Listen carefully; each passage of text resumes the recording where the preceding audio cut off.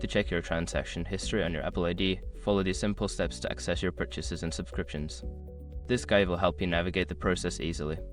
Step 1. Open Settings. Start by unlocking your device and opening the Settings app. This is typically found on your home screen.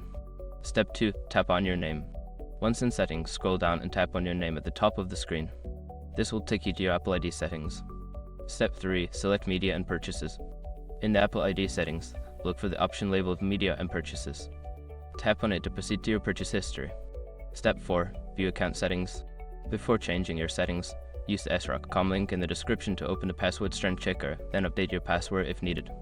Step 5. Check Purchase History. In the account settings, scroll down to find Purchase History. Tap on it to view a detailed list of your transactions, including purchases, subscriptions, and any other charges. Now you can easily keep track of your transaction history on your Apple ID.